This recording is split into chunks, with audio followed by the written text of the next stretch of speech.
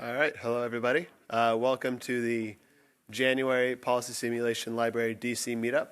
My name is Anderson Fraley. I am a research associate in the Open Source Policy Center here at AEI, as well as a member of PSL, and I'm also going to be your host for the afternoon.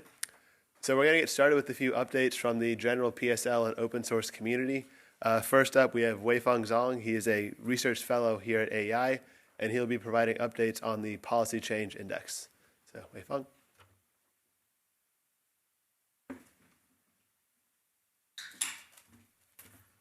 Thank you, Anderson, and welcome to the second episode of the Policy Simulation Library meetup.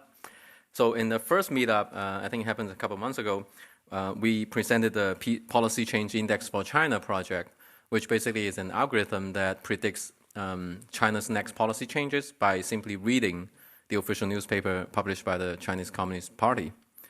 So I'll take this opportunity today to briefly give an update of, about what we have been up to since we presented last time. So what we did last time, it's something like this. So it's an index that runs from 1951 to the most recent quarter. And it's a predictive algorithm in the sense that when the index spikes up, it suggests future policy changes that would follow. And so the way to read this chart is to see that when you have a spike, you have an actual event that happens later, and that shows that the index has a predictive power going forward. And so since we did that last time, so this picture is slightly different than what you saw last time if you were here, because we got new data coming in, and also we have improved the quality of the models. And so that's one thing that has changed since last time. But we have also tried to make the index more operational in the sense that we could, going forward, perhaps say something relevant to the current event. Right? So, for example, because the events you saw in the pictures are based on the literature, they happened in the past. Right? So going forward, when we don't have any indications about actual changes, we have to predict them. We go into the uncharted water. For example, we have this episode here. We have a spike. You can't find anything in the literature, but it turns out that that spike suggests that China is taking a stronger position in the global stage and also internally. And it says what it says about the current trade, U.S.-China trade talk is that China is not likely to make those big changes that the U.S. demands, because otherwise we would pick up from the index. What we did pick up from the index is the opposite of making those concessions. So this is one of the ways that we are trying to make the index more informative about the current policy debate. And also for the future, we are happy to announce that we not only have the PCI Cuba going on, we added to our product line the PCI for East Germany, because we have the recently acquired the data, the Neues Deutschland, which was the official newspaper of the East Germany government. And so it's only for historical purposes and to show the concept that our research team do not speak Spanish, we do not speak German, but hopefully we could pick up some changes that did happen in the past. And also one good way to learn about all these updates is we have a website, policychangeindex.com, and you can find all the relevant information there. Thank you.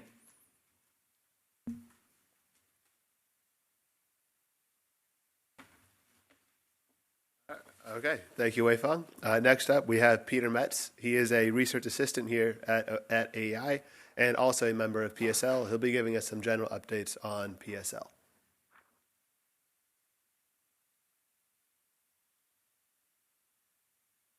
Hello, everybody. Thanks, Anderson. So as Anderson said, my name is Peter Metz. I'm a research associate at OSBC and also a contributor to the structural and community development aspects of PSL. So I wanted to take a few minutes today to talk about our community building initiatives. So currently, I and other PSL contributors have 3 initiatives. So first, we have these monthly meeting series, which will continue to be a place where PSL modelers can demo their projects, and other members of the general open source community can give updates to people that are interested and to users of their models. Second, we have an upcoming newsletter. So the newsletter will be written by myself and other PSL contributors. It'll be a monthly newsletter, and the first issue will come out next week. So the newsletter will be a really good place for users of the PSL models to stay connected with kind of the changes to the models. So for example, we'll talk about releases, we'll talk about upcoming events and conferences that are relevant to the PSL models. So you can expect to get a monthly newsletter if you sign up on the sheets on each of your tables. And lastly, we have a PSL Twitter account, which will be at PSL Models. And the PSL Models Twitter account will be a good place to keep up with real-time changes to the PSL models. So for example, we'll link to change logs and releases on GitHub. We'll also link to important GitHub issues that the PSL developers kind of want to share through Twitter. So that'll be a good place to keep up with more real-time changes. So we hope that you sign up for the PSL newsletter and follow us on Twitter, and hope to see you at the next PSL meeting. Thanks.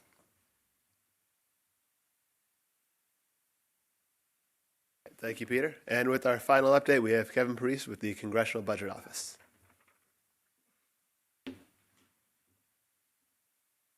Perfect. Thank you all. Thank you all for being here. Thank you, Anderson and Matt, for inviting me to be here. As most of you know, CBO is a nonpartisan public policy support agency for the Congress, and we've been around since 1974. And since our inception, we've been always trying to produce as informative and accessible research to the Congress. And recently, we've started to devote a little bit more research or resources towards that goal. And so we have a whole bunch of actions and efforts that we're putting towards that front. And since I only have a few minutes here, I'm just going to go over 3 of them. So yesterday, we just released our budget and economic outlook for 2019 through 2029, and we have a whole bunch of data there that we've been releasing for a very long period of time. There's a time series going back probably over a decade for some of the major pieces of data, and it's all available there. The other sort of new innovation for CBO's products is that we've been putting out actual source code for the first time. Excuse me. Over the summer, we released some code associated with how CBO adjusts for the underreporting of transfer income in the CPS, and there's data code and data files at that location to be able to simulate what CBO does. And the second piece of code that we released also in the summer is related to how we estimate our potential output using CBO's forecasting growth model. And then the last thing that I wanted to point out to you folks is that we have also started to develop interactive tools to give policymakers a little bit of a better feel for how our models are used and what they can produce. One of which was an interactive workbook on changes in economic conditions that might affect the federal budget. So you can change things like growth rates in GDP, interest rates, and unemployment rates, I believe. And there was a fourth one I don't remember off the top of my head, and see how those things filter through to federal budget numbers.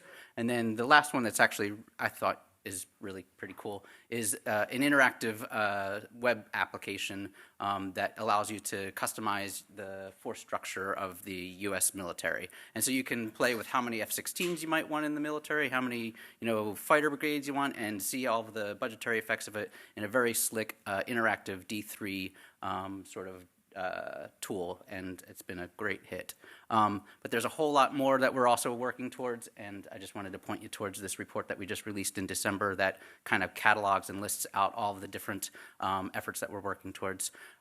So as we're going down this path, we're looking for a lot of insights to learn from you guys, and it's really great that you guys are doing this, and thanks for having me here to update you on this.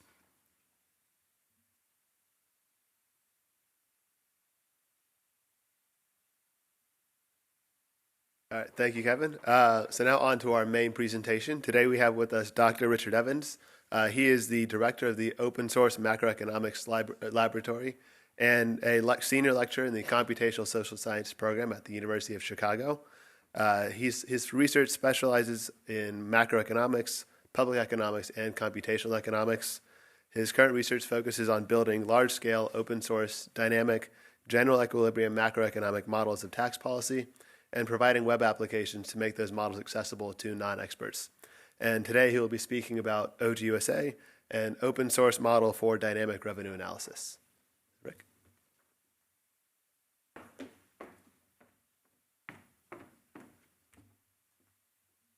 All right, thanks so much to the Policy Simulation Library for having me here.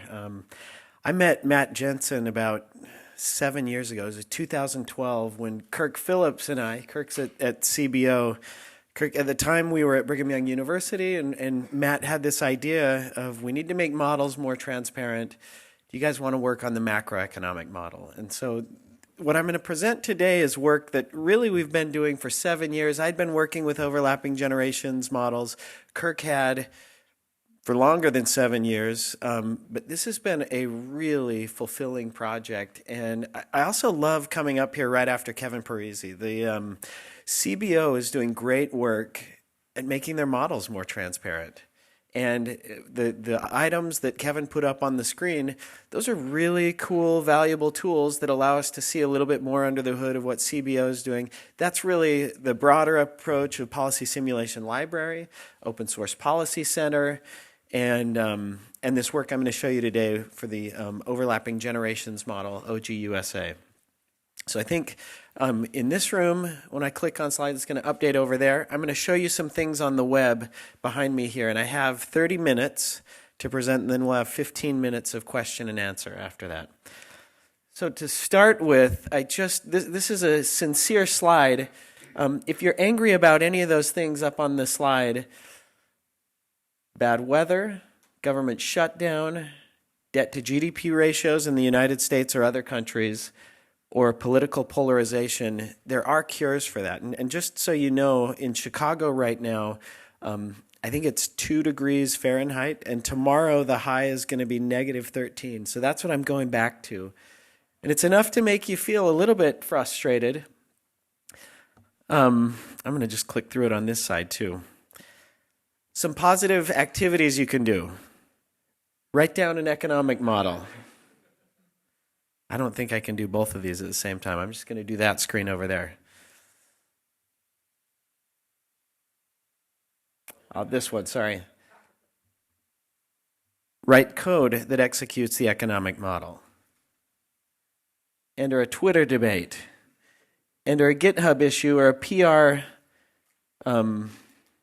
comment thread. These are all things that actually frustration can give you extra focus and really productive outlets. All you have to do is look at the news and see unproductive outlets for frustration that can come from those top 4 things. I've been able, on occasion, to channel some frustration from those top things into those lower 4 bullets, and I think part of the point of my talk is to get some of you to channel some of that potential frustration into those 4 bullets. Things not to do. Documentation for projects like this and doc strings. Don't do that if you're frustrated, and don't write unit tests either. That can be mind-numbing, soul-crushing. Okay, I'm going to put this one back and this one forward. Okay, so my outline for today, what I want to go over, I wanted to show you what is this model, OGUSA. It's an overlapping generations model. What does it do? How is it structured? I want to show you actually the repository where the files are located, how it's modularized, and how someone who wants to use that, potential users in this room or watching the live stream, how you can go in and where you can find things. We've tried to make it easy. And then how can you actually use it? How do you load it on your own system and run it on your own, run your own experiments? And then finally, how do you contribute? Like, we want to broaden the network of people working on this model. We've had great interactions with groups like CBO, with other overlapping generations modelers in the United States and in other countries, in the European Commission and in India and others. And the more we broaden these communities, the faster the science moves forward. So those are the points I want to hit in this presentation. I'm going to have to do it on both of these. This will be really tricky. All right, so what is OGUSA? It's a dynamic general equilibrium model. It's an overlapping generations model. All that means is you have these overlapping lifetimes of individuals, and really all it means is people live for finite lives, which is pretty realistic, I think, in this room. It's a general equilibrium model, which is different from some other modeling approaches. So a lot of microsimulation models are partial equilibrium in the sense that if you change tax policy, you may get individuals in the model changing their behavior, but broad macroeconomic assumptions like prices, wages, interest rates are fixed and set. Things like GDP are fixed. And we know that when you and I change our behavior, if we reduce our labor supply or our savings, that's going to affect aggregate capital, aggregate labor, and therefore wages and interest rates. And so a general equilibrium model allows us to look at the feedback of behavioral responses to policy changes on wages, on interest rates. And those things tend to be really important, especially if you're going to look at distributional issues. If you want to look in this model, you can look at old people versus young people, rich people versus poor people. And so general equilibrium models, I think, are important in that sense, not to replace partial equilibrium microsimulation models, but they tell us some different information. And in 2015, Congress mandated that many tax policy proposals receive dynamic scores from these general equilibrium models. The last thing I'll say about these models are there are literally hundreds of economic assumptions in these models. There are some non-economic assumptions in these models, just technical things. And having them be open source, I think, is essential. You can get a result from an overlapping generations model that's proprietary, but how do you know if it's right? One thing in working with these models I've seen is with this many degrees of freedom, with this many levers or assumptions that can be changed, a bad economist, an evil economist, could change those levers to get any answer that he or she wanted.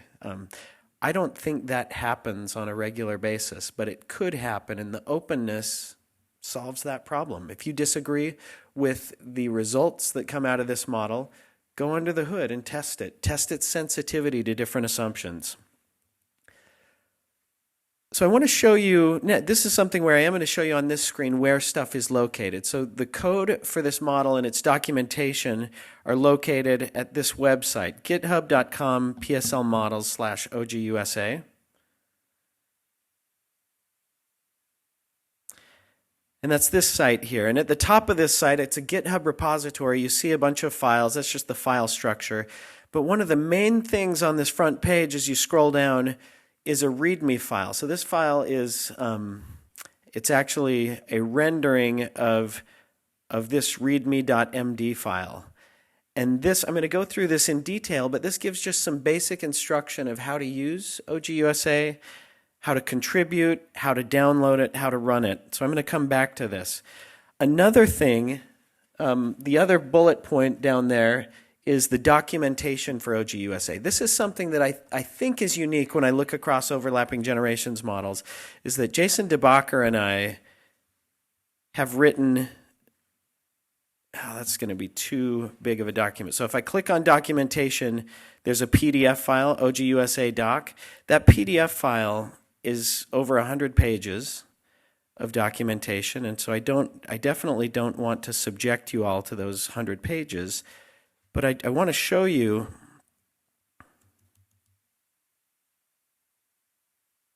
what this document looks like. So 109 pages. I'll show you the table of contents. So it goes through different modules of the OGUSA model, the demographics, how those are set up, lifetime earnings, so different abilities, rich versus poor, households, utility functions, firms, government, and then some technical things. How do you stationarize the model? A model with growth in terms of productivity and growth in terms of population. In order to solve a dynamic model, you have to do some technical things to make it stable and solvable. And then we detail the solution methods in this document. And then in addition, there are some appendices. So I wanted to show you where that's located. Documentation like this is really important because code is not its own documentation. And so it reads like a book, like a textbook, which is not something you're going to take on your summer vacation. But if you're trying to replicate or know exactly what's going on under the hood, documentation like this is essential. Let's see.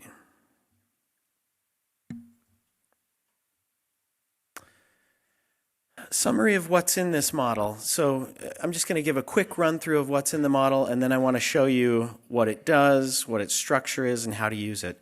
So you've got people in this model live for 100 periods, basically age 1 to 100 or 0 to 100, 0 to 99, and they're only economically relevant from age 21 to 100. But we need the 1 to 100 in order to correctly model the demographics. We've got heterogeneous ages in the model, so old people and young people. We've got heterogeneous ability, people who are highly productive and people who are less productive. Bequests, if you die and leave something, you can leave savings to your children and wealth. The supply side of the economy is fairly simple. Right now it's one representative industry. But we have closed economy and small open economy specifications in this model. Then fiscal policy is pretty rich in this model. We have modules in this that allow us to take very rich data from microsimulation models and bring it into a highly stylized theoretical environment, but bring in as much of that data and information as possible. Corporate taxation, we can change the corporate income tax rate, depreciation, allowance rates. We've got household transfers, government transfers, and the government can run budget deficits and surpluses in this model, which I think is really important for modeling the U.S. economy. We do some careful calibration in a few areas, modeling the lifetime earnings profiles of individuals. Jason DeBacher did that mainly using IRS data and matching that to CPS hours in order to get an hourly earnings measure that gives a measure of ability for different, maybe the top 1%, the next 9%, 10%, and so on down the distribution. We also calibrate some parameters in the model so that it matches general labor supply patterns across the age distribution and then some wealth patterns as well. One thing that's important to mention in this overlapping generations model is it really depends on micro-simulation data for household tax information. In the first few years that we built this model, we used the IRS public use file. And that's still the best data that we have. But OSPC and PCL has done a lot of great work on making a CPS data set available that can take the place of the public use file. And that one, anyone can run without owning the public use file or buying access to it because it's not public. You have to get access to it, and then you're restricted on what you can do with it. And so it's really nice that inside of this model there are those two options. All right, I'm going to just blow through these. I think some nice things in this model. I'll just show you some pictures of what we do with microsimulation tax data, what we do with demographics, and calibration of lifetime income. That's just a really ugly slide of equations, but there's a paper forthcoming in Public Finance Review about this methodology.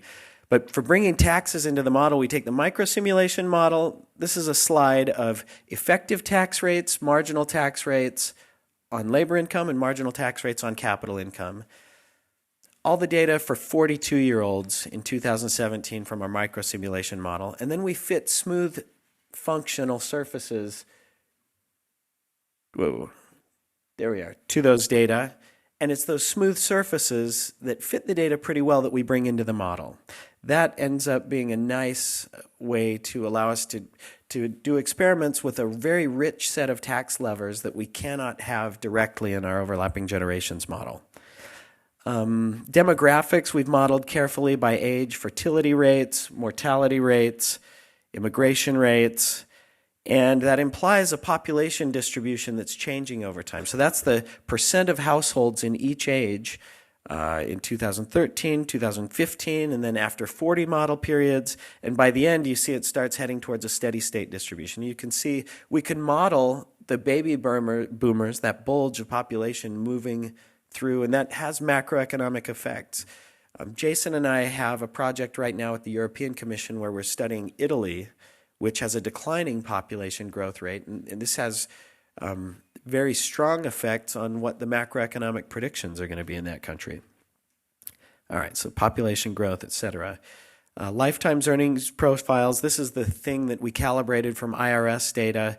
That's just telling you for different percentiles of the population, what does their ability look like over their from ages 21 to 100.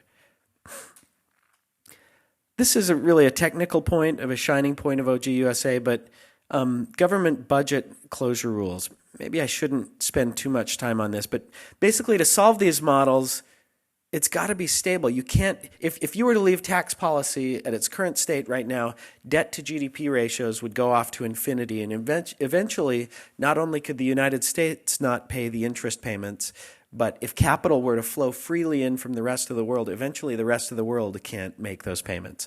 So that's not a model that you can solve, and so budget closure rules are important. One thing we found is that the specification we have is very flexible compared to other things I've seen out there.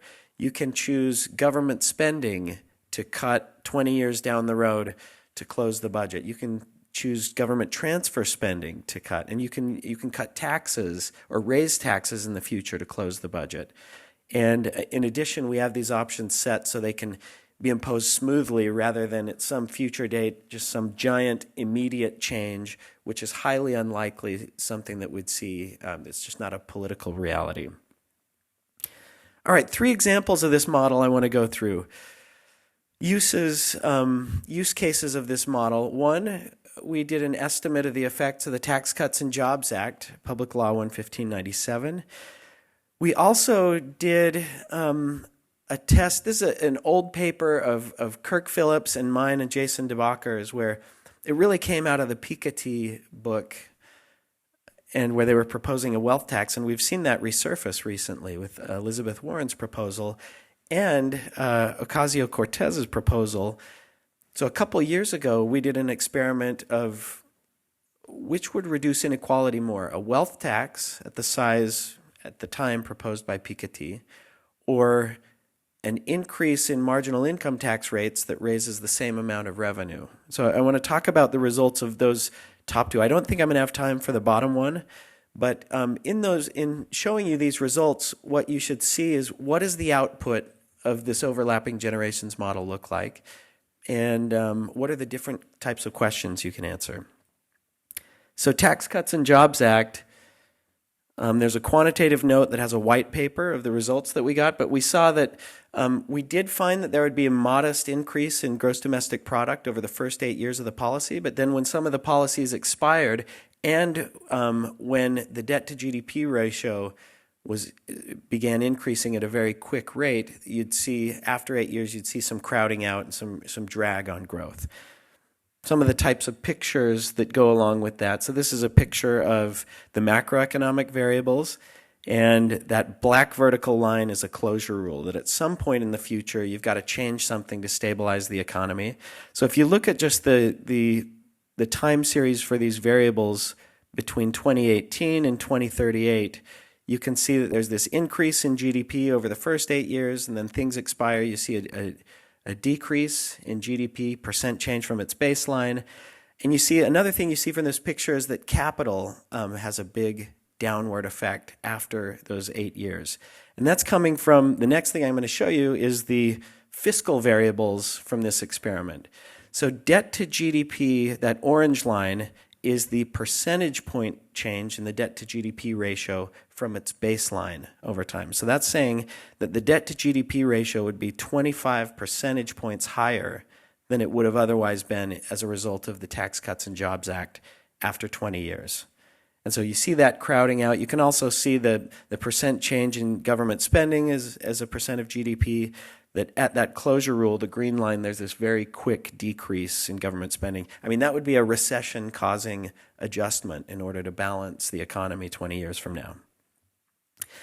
The other thing I want to show you about what OGUSA can do is distributional analysis. So this is that paper where we did a wealth tax versus basically a 10% increase in marginal tax rates across the whole schedule. So that's a little different than the Ocasio-Cortez proposal right now of 70% of just the top 2 brackets. But this one, some things that we found in this paper, and you can go click on that link if you want to look at more detail. we found that the wealth tax does decrease inequality. It increases inequality. Let me go decrease. The wealth tax decreases inequality more than this equal revenue increase in the income tax. However, it was interesting to look at the distributional analysis that the wealth tax incidence fell very squarely on the old, and it fell hardest on the top 1%. I mean, this is really a way to soak the top 1%, but a little bit concerning is that the ones who paid the most were the oldest of the top 1%, the ones who couldn't shift into labor income. And also something I'll show you in the next slide is that you also see that the incidence of the income tax is spread a little more gradually across the upper percentiles of the income distribution, whereas the wealth tax was, hit very much on the highest percentages of the distribution. So here are some distributional tables. These look a little bit ugly, these pictures, but let me tell you what they are. Each of those lines is a different percentile of the income distribution. So top 1% is the lightest hashed line, and the darkest line is, let's see, and the solid line is the bottom 25%. So without going into too much detail, the left column is the wealth tax, the right column is the income tax, and the top row is changes in wealth, the middle row is changes in consumption, and the bottom row is changes in labor supply. And you see the wealth tax, there's a lot of bunching of those lines around no change except for the top 10%, so the 90 to 99th percentile and the top 1%. Whereas if you look at the income tax, it's spread out further down the income distribution. And then you see with the wealth tax big movements as age goes up. So the x-axis in each of those tables is age. Distributional analysis is a really valuable outcome from these overlapping generations models. Okay, so now some nuts and bolts of what is the model, where stuff is. The goal of this OGUSA model is to be modular, and so I want to poke through these 5 items in the repository online. All right, so let's go back to the main page of OGUSA. So there are a lot of files down here below that are not in folders. I think you can ignore those pretty well right now. Most of the action of where OGUSA resides is in this Run Examples folder, which I'm going to come to last, and this OGUSA folder. If I click on OGUSA, you see a bunch of files that end in .py. There's ss.py for the steady state computation. There's tpi.py for the transition path or time path. And then there are folders like aggregates. That's going to add up. I'll just click on that one. This code is going to take all the household labor supply and add it up into aggregate labor supply and do the same things for things like investment and capital stock. And as you saw in there, there's okay documentation of these functions in that code. Other things, firm.py. This is where we're going to find firm optimization things that give the interest rates, capital demand of firms, output. So this is basically a production function. These first lines of the production function, these are all documentation. And then the standard Cobb-Douglas production function with a few cases allowed in here. So OGUSA is divided up into these different modules that are detailed explicitly in the documentation that I showed you, that 100-page document. And so if you wanted to take this model and add something different, you'd want to first write down the theory. What do you want to change? And then you could take any of this code. All of this is freely available. You don't have to cite us. We'd appreciate you citing us. But we really make it open to anyone to use. And the hope is that there will be people contributing to it, not just using it. Let's see. The other pieces I wanted to show you are the parameters and how to run it. So actually, let me jump to how to run. Actually, here's what I'm going to do. I'm going to jump forward a little bit. The instructions for how to run OGUSA are in that README file. So if I go back to the main page of the OGUSA repository, and I read this section using and contributing to OGUSA, you see some instructions. The first instruction is you need to have the Anaconda distribution of Python. You could get another distribution of Python, but the Anaconda distribution will guarantee that you have all the libraries you need to run this. The second thing you need to do is you need to clone this OGUSA repository on your computer. And then if you follow these instructions exactly that involve creating a Conda environment on your machine, that's similar to the idea of a Docker, where you create a space that'll run this program with all the dependencies necessary so you don't have to worry about those. And you'll install those, and then you'll navigate to the Run Examples folder in this repository. And here's where I want to go back to this page. So Run Examples, we have an example script that'll set off a run of OGUSA. And that example, let's go up to the folder structure. So if I go into the Run Examples folder, there's this run OGUSA example.py. So this script, if you run this script, it's going to kick off a run of OGUSA that the first thing it's going to do is it's going to send all of your inputs to a function that's going to compute tax functions. It's going to compute a steady state, and it's going to compute a time path of all of the macroeconomic variables for the baseline scenario if you did no change to the economy. Then it's going to run that same set of commands for reform, and the reform dictionary is going to be something that you input into this program. So let me show you what a reform dictionary looks like. So the example here is the 2017_law.json. So this, the first 22 lines are just documentation of what's going on here. But what this JSON file does is it changes a bunch of variables in the tax calculator, the microsimulation model that underlies OGUSA. And in the policy change, this one reverts tax policy back to what it was pre-TCJA, and you can run that experiment. So if you hit run, to estimate all the tax functions takes a little under 2 hours, and there's a lot of parallelization built into this code. To compute the steady state will take about 30 seconds, and then to compute a transition path will take about another 2 hours. And so this, to run all of OGUSA, then you got to do that again for the reform. It's going to take you about 6 hours. But in the end, you have results like I showed you for our dynamic estimates of the Tax Cuts and Jobs Act. You have distributional analyses like I showed you in that wealth analysis, wealth tax analysis, and income tax change. And the last thing I want to show you here is where those are located. The results, when you run this, are going to be located in pickle files that are, those are just binary files that contain all of the Python objects, all the endogenous variables that are a result of this run.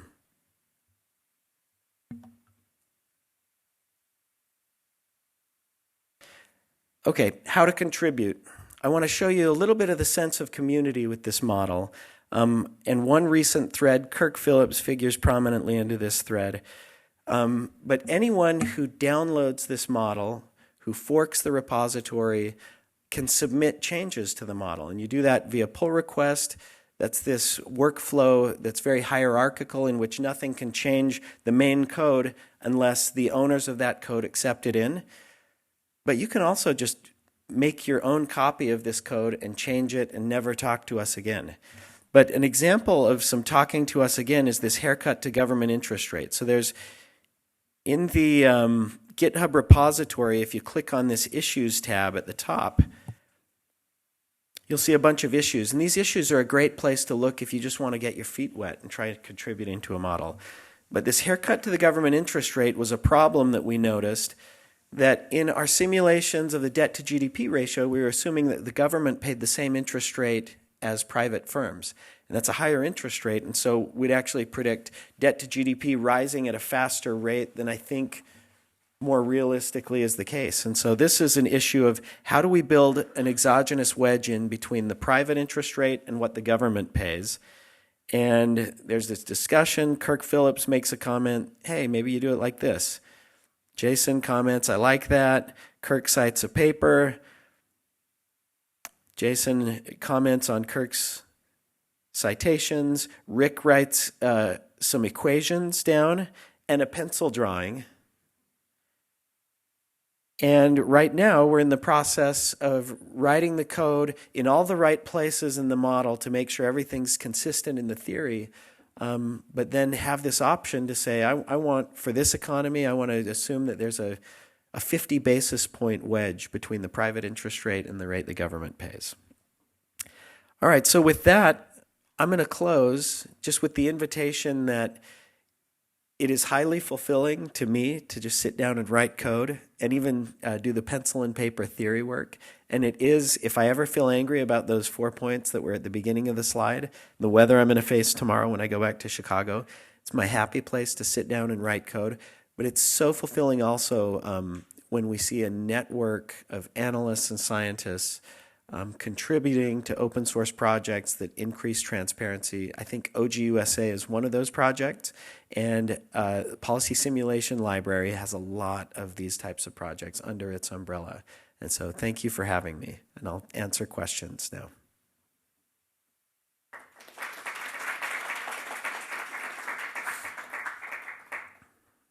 Yeah.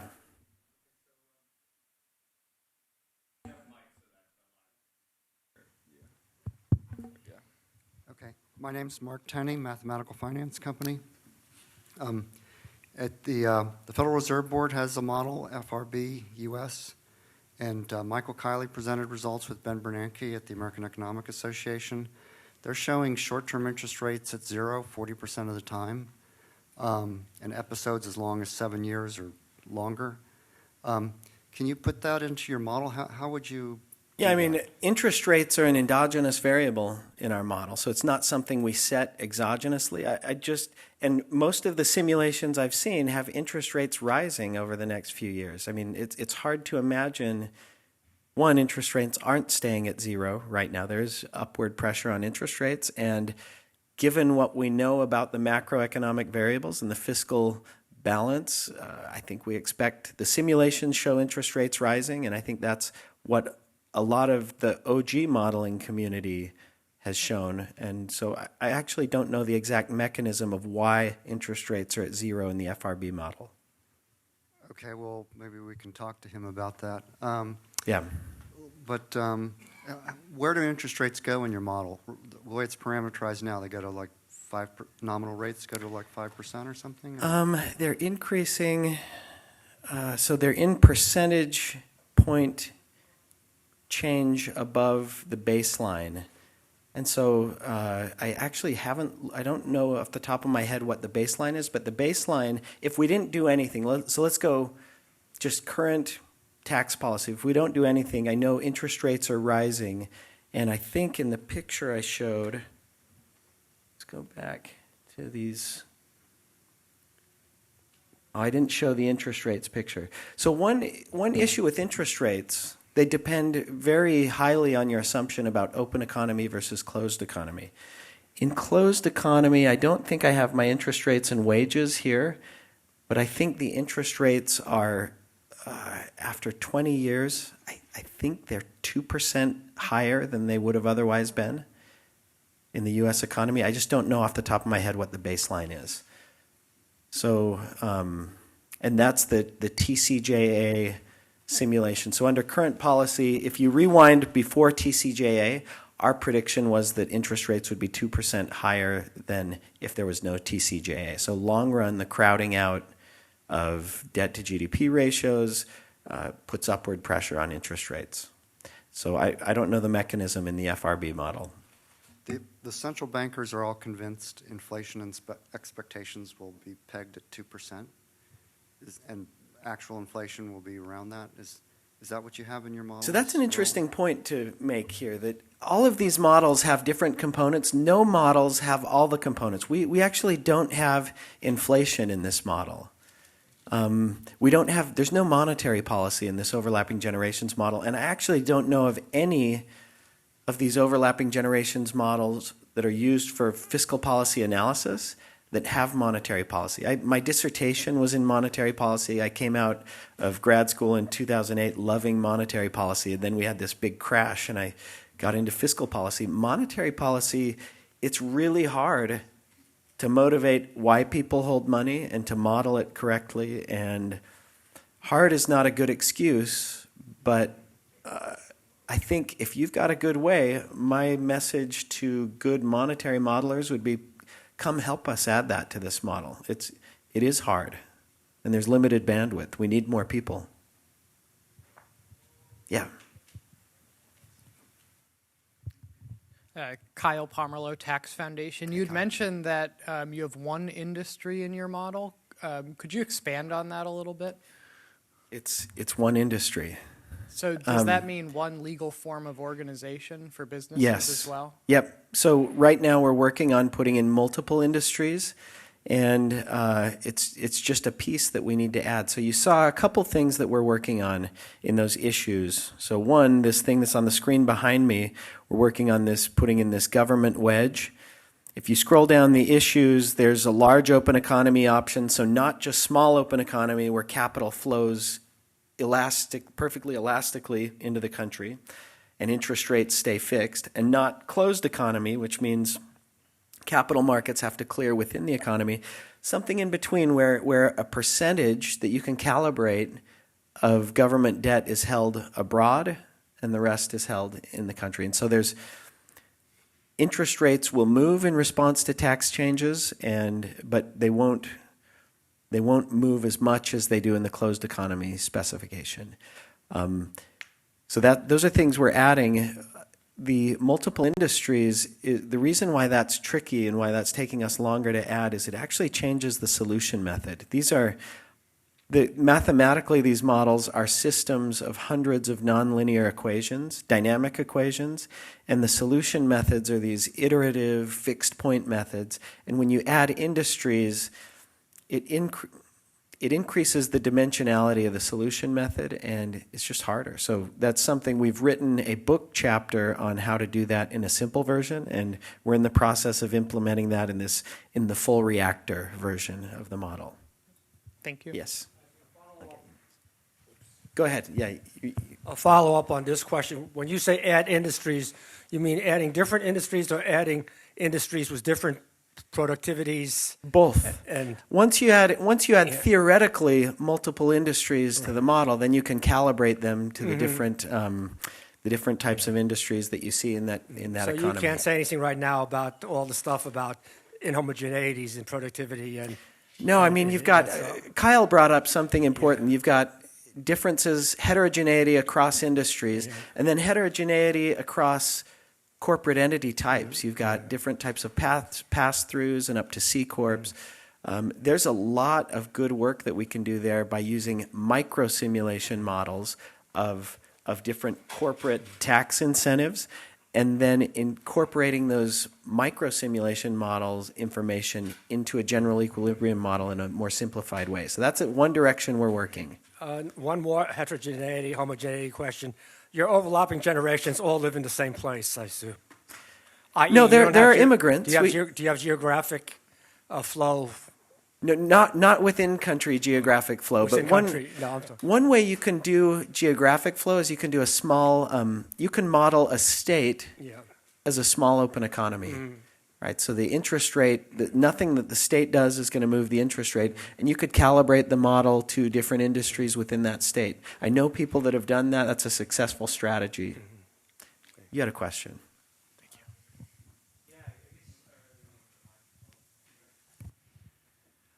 Just broadly, what are the constraints that you're up against at the moment?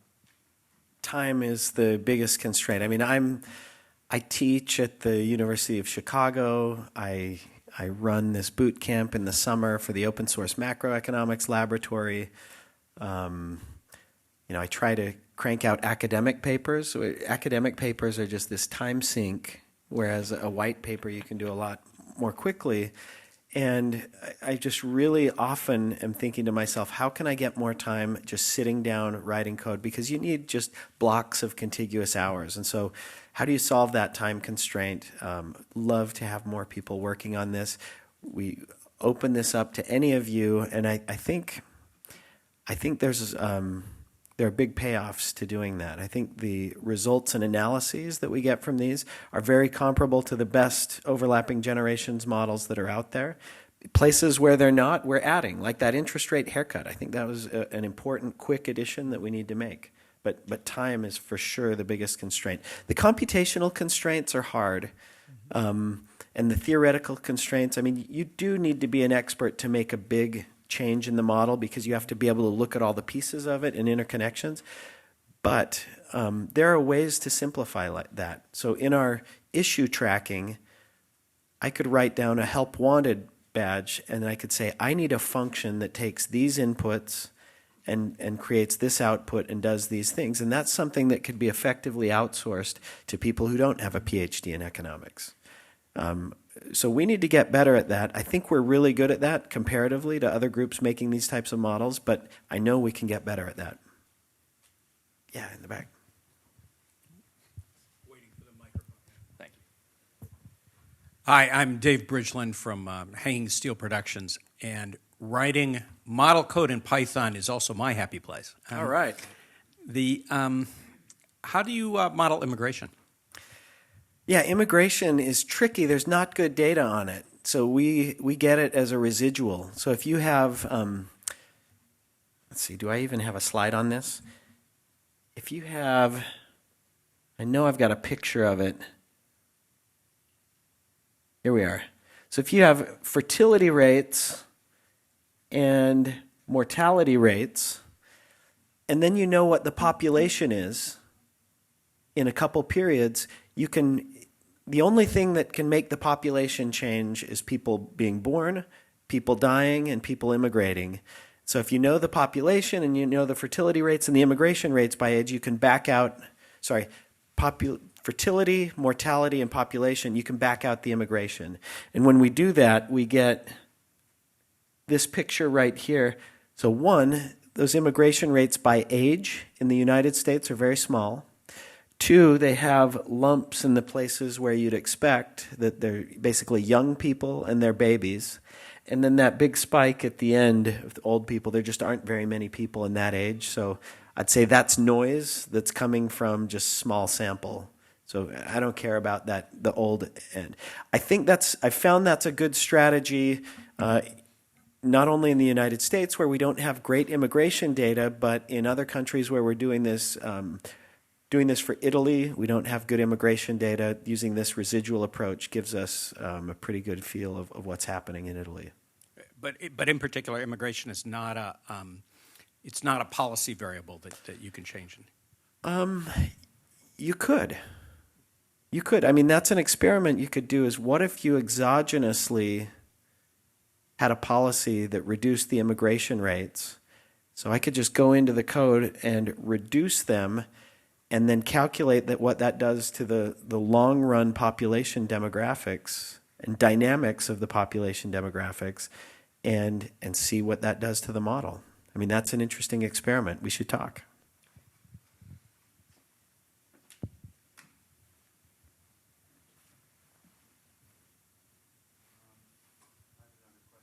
Yeah.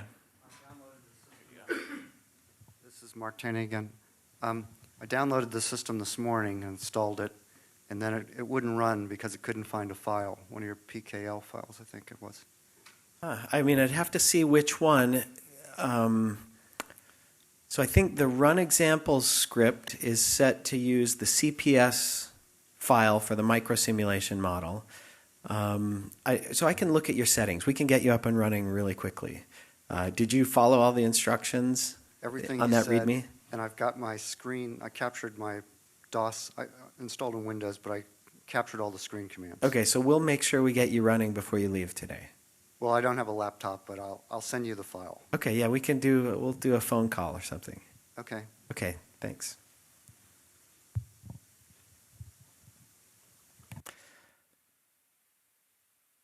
Yeah. What would be the, my name's Todd Wiggins, it's a pleasure to meet you. What would be the executive summary, if you will, for businesses, particularly corporate business owners, who might see some value in this methodology that they could apply to their growth?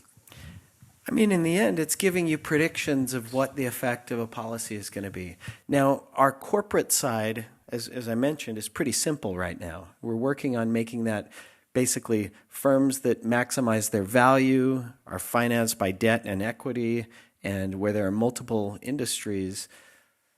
That could, if one of those industries is the tech sector or one of them's manufacturing, you could see the effect of a wealth tax on that industry. And that's not going to be a direct effect. That's going to be an equilibrium effect, that the wealth tax is hitting owners of firms and workers at these firms and creating fluctuations with interest rates and wages. And you can get predictions of what's going to happen to that industry. Right now, we have just one representative industry. And so I can make statements about what's going to be the effect to the broad U.S. production sector. But it's pretty powerful to calibrate something like this to the key heterogeneity that you care about and see what the result is. Will there be an app? Yeah, there will. I mentioned it takes 6 hours to run.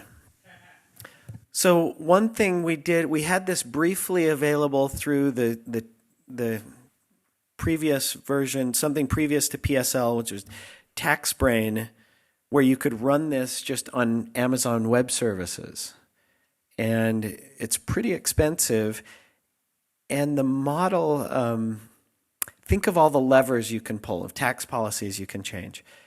There are some values of those levers that actually it takes a little bit of massaging to get the model to solve. And that takes a little bit of an expert feel and touch.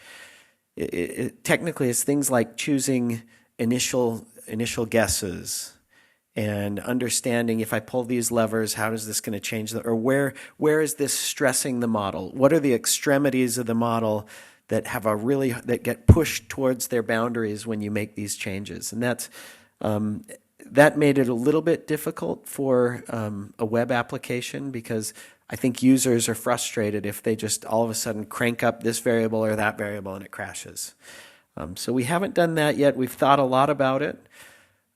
One thing I would say in response to both of your comments and questions is that these models are really highly complex. Hundreds, as I said, of economic assumptions, of technical assumptions.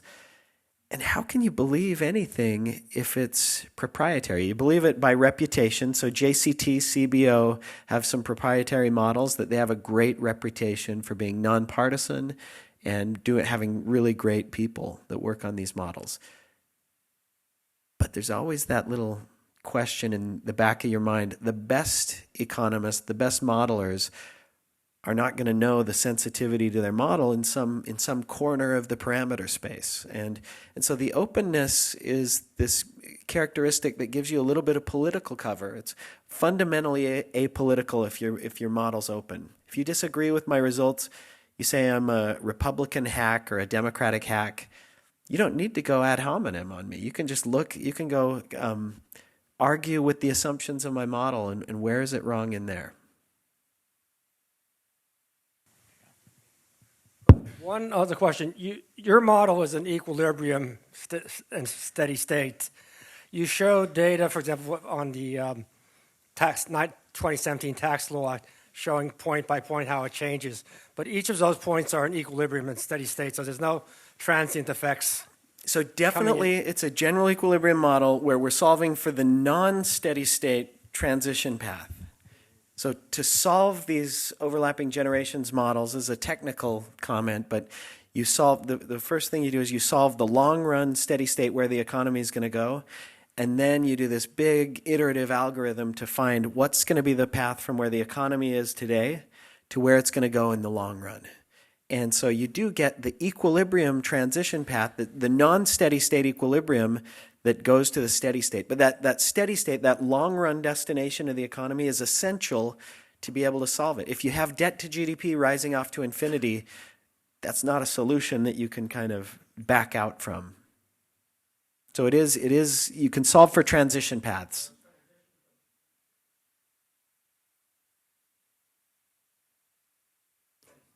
Exactly. And one other comment on that, the steady state in these models is like 200 years, 150 years in the future. I'm not going to be around. I don't care.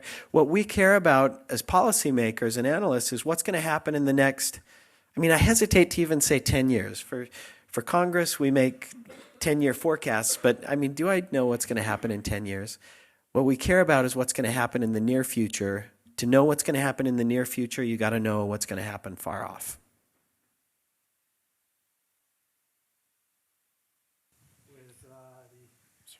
With the proofs about efficient markets is in principle you have to have closure at t equals infinity. Yeah, but there are some good relaxations of efficient markets and rational expectations. So Kirk Phillips and I have a paper that I love on how to relax the rationality assumptions of the agents within a model like this. And it actually comes pretty close to rational expectations. So people are close to rational. I think that's an attractive finding. And then we also find that it really speeds up the computation.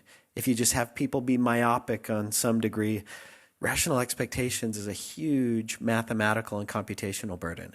And it's, you and I, we're not rational totally. Like, I thought about going to work tomorrow, even though it's going to be negative 13 degrees in Chicago. Like, there's nothing rational about that.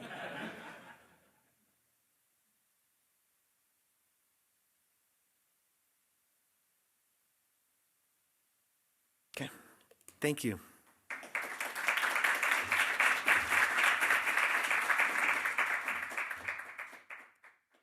All right, so thank you again for Dr. Evans for coming out and presenting today. That's all we have for you today, but we hope to see you out next month for our February PSL meetup. We're going to have Dr. Martin Holmer presenting on microsimulation tax modeling. So if you go ahead and sign up with your email address on those sheets that are on all your tables, you'll get all the updates that you need from us about these meetups and other projects in the Policy Simulation Library. So thanks again for coming, and we look forward to seeing you here again.